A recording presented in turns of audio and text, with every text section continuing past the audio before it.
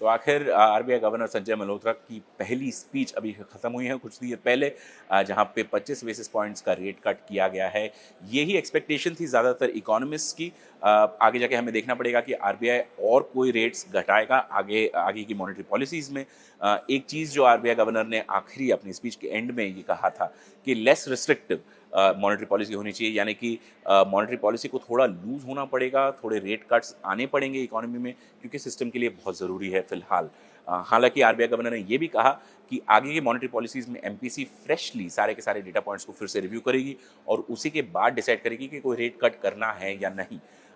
Growth और inflation outlook पे ज़्यादातर तो सेम ही है, लेकिन फर्स्ट 2 क्वार्टर्स ऑफ FY26 यानी कि Q1 और Q2 अगले वित्तीय वर्ष में वहाँ पे ग्रोथ एक्सपेक्टेशन से थोड़ी कटौती की गई है।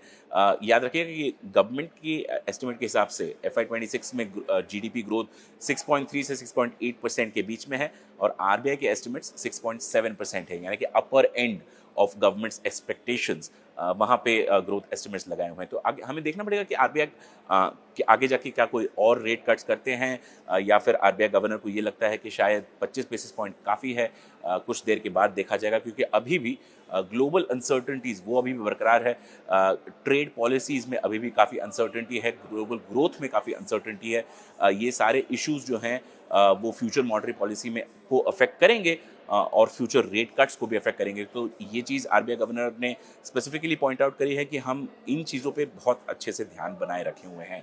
साथ ही साथ में आरबीआई गवर्नर की कुछ और मेजर्स भी अनाउंस किए गए हैं, जहाँ पे आरबीआई गवर्नर ये बैंक्स को बता रहे हैं कि उनके पास जो एक्सेस लिक्विडिटी है, जो बड़े बैंकों के पास है, उन्हें कॉल मनी मार्केट्स के द्वारा छोटे बैंकों की तरफ बढ़ाना चाहिए, क्योंकि फिलहाल ये बड़े बैंक जिनके पास एक्सेस लिक्विडिटी है वो आरबीआई के पास पैसिवली ये डिपॉजिट कर रहे हैं, उसे छोड़ के कॉल मनी मार्केट में जाके छोटे बैंकों को वो दें, ताकि सिस्टम में जो लिक्विडिटी की डेफिसिट चल रही है, लिक्विडिटी कमी चल रही है, वो बरकरार रहेगी। लिक्विडिटी अच्छी होने की वजह से जो रेट कट्स आरबीआई करेगी उसका जल्दी ट्रांसमिशन भी होगा, जो एंड कंज्यूमर यानी कि आप और मैं अपने लोन रेट्स घटते हुए देख सकते हैं जल्दी, अगर वो ट्रांसमिशन जल्दी हुआ तो। आगे जाके हमें 12 बजे को जो प्रेस कॉन्फ्रेंस होगी वहाँ पे आरबीआई गवर्नर और कुछ सवालों के जवाब देंगे। हम बने रहेंगे इस स्टोरी पर। एनडीटीवी प्रॉफिट हिंदी पे देखिएगा ज़रूर।